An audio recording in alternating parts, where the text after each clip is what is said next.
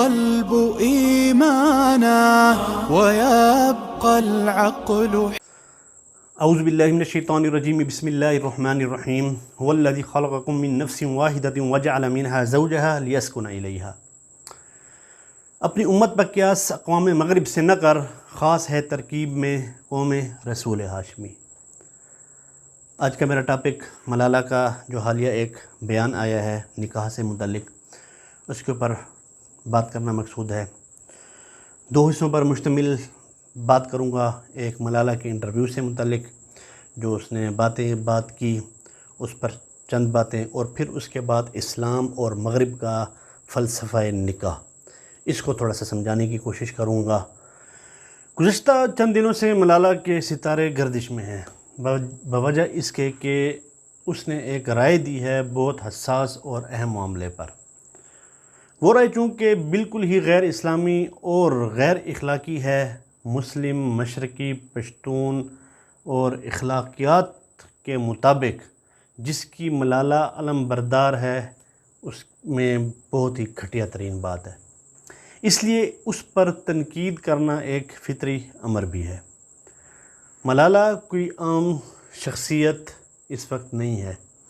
وہ نوبل انعام یافتہ ہے، اس کی ہر بات کوڈ ہوتی ہے اور پڑھی بھی جاتی ہے۔ ایک بڑے مشہور مغربی fashion and lifestyle magazine Vogue کے ٹائٹل پر وہ آئی ہے، جو کہ ایک بہت بڑا اعزاز سمجھا جاتا ہے مغرب کے نزدیک۔ ووگ کے ٹائٹل پر عام طور سے مشہور و معروف حسین ماڈلز، ایکٹریسز اور سیلیبریٹیز کو جگہ دی جاتی ہے۔ ملالہ نے اپنے مائنڈ سیٹ کی جو ہے نا، اس نے اپنی عکاسی کی ہے، اور ملالہ بھی اچھی طرح جانتی ہے، اور اس انٹرویو کو پڑھنے والے اور ہر سمجھدار قاری اچھی طرح سمجھ رہا ہے سمجھ بھی رہا ہے اور اس کو جان بھی رہا ہے کہ ہم بھی اچھی طرح جانتے ہیں کہ اس طرح کے موضوع پر سٹیٹمنٹ دینے کے کیا مضمرات ہو سکتے ہیں۔ اس کے باوجود ملالہ وہ بات کہتی ہے غیر مبہم، واضح الفاظ میں، تو پھر اس پر تنقید ہونا تو برحق ہے۔ آپ کہیں کہ تنقید نہ ہو، شور بھی نہ مچے، تو یہ مطالبہ غیر فطری ہے اور غیر منطقی بھی ہے۔ اس کے والد نے ایک ٹویٹ کے ذریعے ایک کمزور دفاع ضرور کیا ہے، لیکن وہ ناکافی ہے۔ حقیقتاً ایسا ہے تو اب تو تقریباً ایک ہفتے کے قریب ہونے والا ہے اس انٹرویو کی بعض گزشت کو۔ اگر وہ اس کی خلاف بات کرتے کہ میری بیٹی سے غلطی ہوئی ہے یا اس کو غلط طور پر چھاپا گیا ہے، اس کا مقصد یہ تھا، تو وہ بالکل اپنی بیٹی کا دفاع کرنے کے حق بجانب تھے، لیکن انہوں نے ایسی کسی قسم کی کوئی معذرت کرنا گوارا نہیں کیا۔ دراصل ملالہ جسے دنیا میں وہ کچھ ملا جس کے لیے اس نے محنت نہیں کی تھی، اس کی توقعات، خوابوں سے بھی ہزاروں گنا زیادہ اس کو جولی میں مل گیا۔ بلکہ مغربی دنیا میں ملالہ یوسفزئی کا امیج ایک ایسی لڑکی کا ہے جس نے بچیوں کی تعلیم کے لیے جدوجہد کی، اور اسے طالبان نے اس لیے گولی ماری کیونکہ وہ سوات کی بچیوں کی تعلیم کے لیے لڑ رہی تھی۔ ملالہ کو دنیا کے اہم ترین ایوارڈ بھی ملے، بلکہ اعزازات کی بارش کی گئی اس کے اوپر، اور سب سے بڑھ کر یہ کہ نوبل انعام اس کو دیا گیا۔ گل مکئی کی کلمی نام سے چند ڈائریاں BBC اردو میں شائع ہونے کے بعد صرف اسے اونچا یہ ڈائریاں نہیں لے کر گئیں، بلکہ اس کو اس دن کے لیے تیار کیا گیا تھا اور اس کو تیار کیا جا رہا ہے، کیونکہ اس کا باہر جانا، انعامات کی بارش ہونا اور اسلام مخالف جذبات جو پہلے سے ہی پاکستان میں رہتے ہوئے اس کے اندر تھے، اور پھر وہاں جا کر سلمان رشدی اور تسلیمہ نسرین جیسے ٹیچرز کا میسر آنا اور اس کو مزید اسلام مخالف کے طور پر پالش کرنا اور ان سے تعلقات رکھنا، یہ ہیں وہ اشارے کہ ہمارے خلاف مغرب کس قسم کی پالیسیز بنا رہا ہے اور ہمارے خلاف کون سے ہیرو ہمارے خلاف تیار کرنے جا رہا ہے، جس کو ہمارے لیے ہیرو بنا کر پیش کیا جائے گا، اور اس کے دفاع میں آج کل لوگ پاکستان میں لگے بھی ہوئے ہیں۔ اب کسی کو بھی اتنی شہرت، عزت، مقبولیت ملے تو وہ اسے خوش دلی سے قبول کرے گا، خاص کر جب اس پر قاتلانہ حملہ ہوا ہو اور اس کی جان جاتے جاتے بھی بچی ہو۔ خیر بات شروع ہوئی تھی ملائلہ یوسفزئی کے ووگ کو دیے گئے انٹرویو سے کہ باقاعدہ کسی کو نکاح کے آخر ضرورت کیا ہے، وہ آپ آپس میں پارٹنرشپ کیوں نہیں کرتے. تو یہ ایک دلچسپ سوال ہے اور اس پر ہی مختصراً بات بھی کروں گا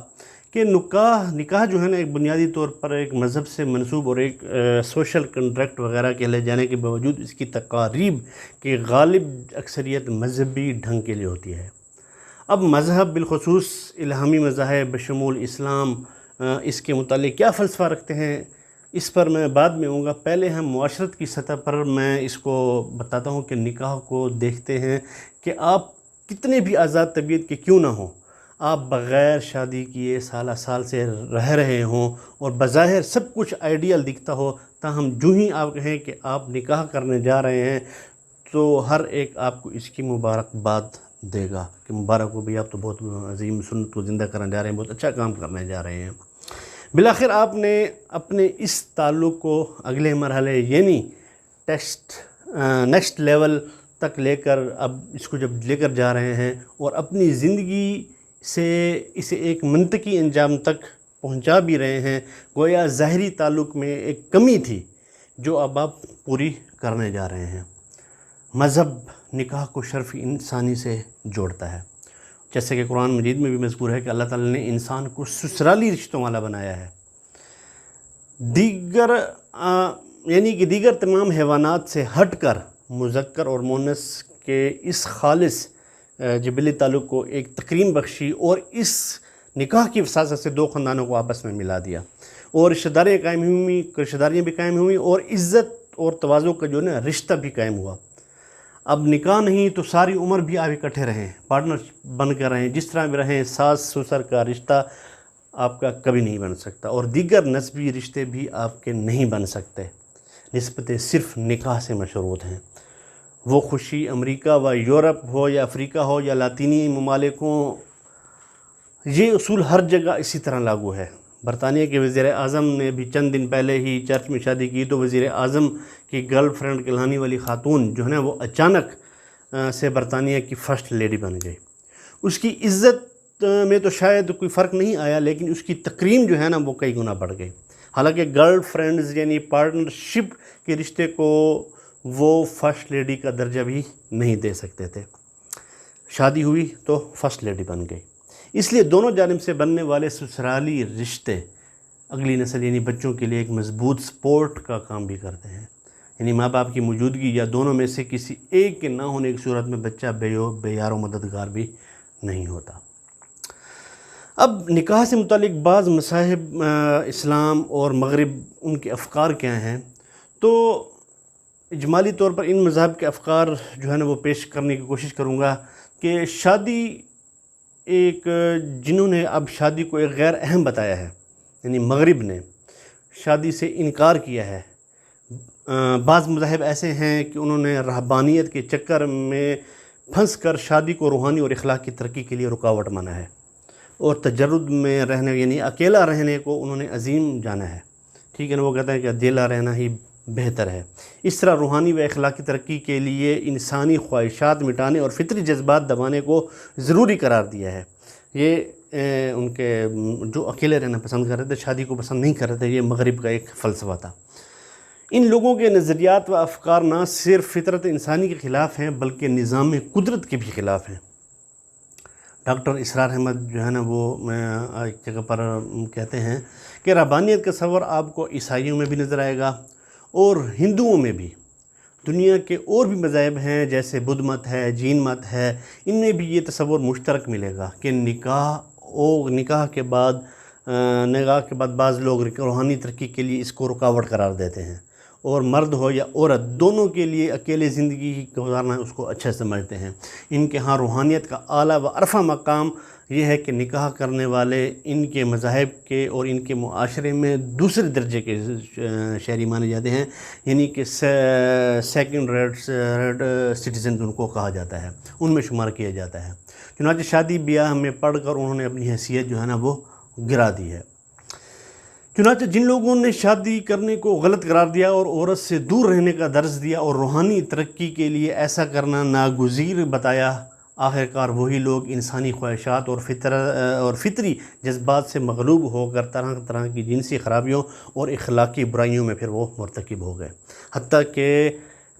فطرت کے خلاف کاموں تک میں بھی وہ ملوث پائے گئے اور ان کے باقاعدہ اسکینڈلز بھی آئے، اور وہ اپنے آپ کو بڑے مذہبی پیشوا بھی کہتے تھے اور اپنے آپ کو کہتے بھی تھے کہ ہم روحانی اور اخلاقی ترقی پر ہیں، اور برے نتائج اور تباہ کن حالات سے بھی پھر وہ دوچار ہوئے۔ اس طرح عصر حاضر میں خصوصاً بعض اہل مغرب اور مغرب زدہ لوگوں نے بھی شادی کو غیر اہم بتایا ہے اور شادی سے انکار کر دیا ہے۔ ان کے بیہودہ نظریات کے مطابق انسان ہر طرح کی آزادی کا حق رکھتا ہے اور اسے اپنے فطری جذبات کو جیسا چاہے ویسا پورے کرنے کا اختیار اس کو حاصل ہے۔ اس معاملہ میں انسان کسی قسم کی روک ٹوک، اس طرح شادی جیسی کوئی پابندی اور بندھن کا قائل نہیں ہے۔ ان کے ہاں شادی کا تصور ہے بھی تو اس کا مقصد صرف اور صرف جنسی خواہشات کو پورا کرنے کا نام رنگ رلیاں منانا اور موج مستی کرنا اور سیر و تفریح کرنا، پھر ایک مقررہ وقت اور مدت کے بعد ایک دوسرے سے جدا ہو جانا، یہ ہے ان کا کام۔ اب مغربی ممالک کے لوگ خصوصاً ان کے نقش قدم پر چلنے والے دنیا کے دیگر ممالک کے افراد عموماً مرد کے لیے عورت دوست اور عورت کے لیے مرد دوست، یعنی بوائے فرینڈ اور گرل فرینڈ نظریے کے تحت جو ہے بے حیائی اور بے شرمی کا شکار ہیں۔ عاشق و معشوق کی حیثیت سے بے حیا و بے شرم بن کر زندگی گزارتے ہوئے ایشیائی ممالک میں تو بعض بے وقوف اور کم عقل لوگ اخلاق سوز فلموں اور بیہودہ ٹی وی پروگراموں کی بدولت عشق کی خاطر جان دینے اور جان لینے کی امکانہ باتیں اور عقل کے خلاف حرکتیں بھی کرتے ہیں۔ اسی طرح اہل مغرب اور مغرب زدہ لوگوں نے شادی کو ایک کھیل تماشا بنا کر رکھ دیا ہے، جس کی وجہ سے مغرب ممالک میں گھر وغیرہ کی اور اس کا تصور جو ہے نا گھرداری کا تصور یہ ختم ہو گیا ہے۔ خاندان اور اقارب کا نام و نشان مٹ کر رہ گیا ہے، ماں باپ اور بچوں کے درمیان تعلق قائم نہیں رہ گیا۔ اس سنگین صورتحال سے خود مغربی ممالک کے سنجیدہ اور غیور لوگ جو ہیں نا وہ خود پریشان ہیں اور غور و فکر کر رہے ہیں کہ کس طرح ان تباہ کن حالات اور انسانیت سوز ماحول پر قابو پایا جائے اور سوسائٹی کو ان برائیوں اور خرابیوں سے محفوظ رکھا جائے۔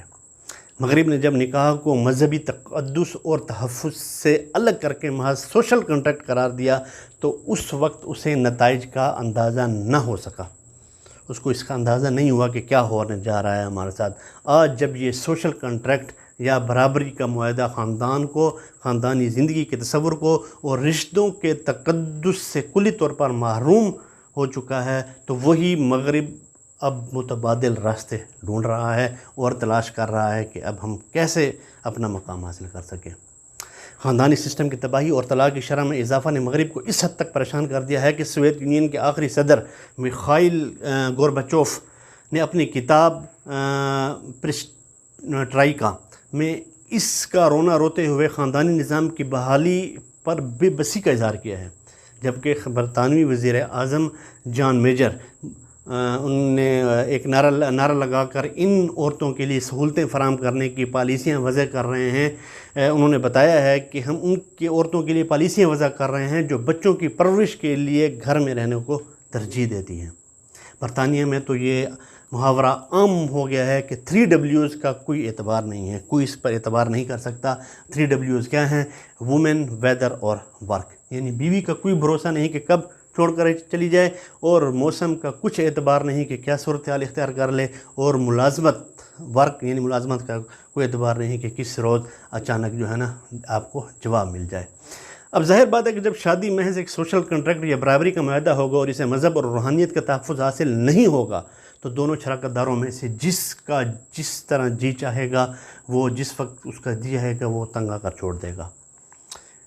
یہ تو دین اسلام ہے جو شادی شدہ کو روحانی رشتہ دیتا ہے، طلاق کو ناپسندیدہ بلکہ شیطانی عمل قرار دیتا ہے، میاں بیوی کی محبت کو خدا کی رضا کی علامت قرار دیتا ہے، بیوی بچوں کو کما کر کھلانے اور ان پر خرچ کرنے کو صدقہ اور اجر و ثواب کا باعث قرار دیتا ہے، اور خاوند کی اطاعت کو بیوی کے لیے جنت کے حصول کا ذریعہ بنا دیتا ہے۔ غرض انسانی معاشرہ آج بھی شادی کو محض ایک سوشل کنٹریکٹ سمجھنے کی بجائے مذہبی فریضہ اور انبیاء کرام علیہ السلام کی سنت کے طور پر اختیار کر لے تو اسے ان تمام مصیبتوں سے نجات مل سکتی ہے جو خاندانی انارکی کی صورت میں اس پر مسلط ہو چکی ہے۔ بعض صحابہ کرام نے حضور صلی اللہ علیہ وسلم سے غزوات اور جنگوں میں شرکت کی وجہ سے اور اسلام کی بلندی کے لیے کہا کہ ہم شادی نہیں کرنا چاہتے، تو ہمیں عام طور پر جو لفظ استعمال کیا جاتا ہے وہ خسی کا لفظ استعمال کیا جاتا ہے کہ ہمیں اس کی اجازت دی جاتا ہے کہ ہماری مردانہ قوت جو ہے نا وہ ختم ہو جائے، ہمارا اس طرف مائل نہ ہو۔ تو حضور صلی اللہ علیہ وسلم نے سخت پسندیدگی کا اظہار کیا اور کہا کہ نہیں، اسلام اس چیز کی رہبانیت کی بالکل اجازت نہیں دیتا، آپ نے اپنے گھریلو معاملات بھی دیکھنے ہیں، اسلام کی سربلندی بھی دیکھنی ہے، آپ کے یہ فرائض علیحدہ ہیں، جہاد کے فرائض آپ کے علیحدہ ہیں۔ مغرب جس سے خود تباہ ہوا ملالہ جیسے کردار ہیرو مغرب ہمارے سامنے بنا کر ہمیں دکھا کر ہمارے معاشرے کو بھی اسی دلدل میں پھنسانا چاہتی ہے کہ ہم تو تباہ ہوئے ہیں، آپ بھی تباہ ہو جاؤ۔ اللہ سب مسلمانوں کو ان شرور سے محفوظ رکھے۔ اب بلا شبہ نکاح کی صورت ذمہ داریوں میں اضافہ بھی ہوتا ہے، لیکن یہ ہر حلال کام کا بنیادی جزو ہے۔ تجارت کریں گے تو منافع کے امکانات کے ساتھ خسارے کے امکانات بھی، اس کا بھی اندیشہ موجود ہوتا ہے۔ اسی طرح نکاح میں ذہنی سکون اور جسمانی تسکین کے ساتھ نفسیاتی دباؤ یا طبیعتوں کا ٹکراؤ بھی ہم نقاب رہتے ہیں، لیکن یہ سب نکاح کو کم تر آپشن نہیں بناتے یا کم تر نہیں کرتے۔ نکاح کے دیگر متبادل نہ تو نکاح کو زائد المیعاد بناتے ہیں اور نہ ہی اس کو متروک کرتے ہیں۔ اس کا اپنا پیراڈائم ہے جو سب سے مختلف بھی ہے اور اپنی اساس میں زیادہ ثمر آور بھی ہے۔ اس لیے میرے بھائیوں، ملالہ سے بہترین انتقام لینے کا طریقہ یہ ہے کہ عیاشیاں، گرل فرینڈ، ان سب چیزوں کو چھوڑو، نکاح کو عام کرو۔ جب ملالہ ہمارا رول ماڈل ہی نہیں ہے تو پھر یہ شور شرابہ کیسا ہے؟ وما علینا الا البلاغ۔ السلام علیکم۔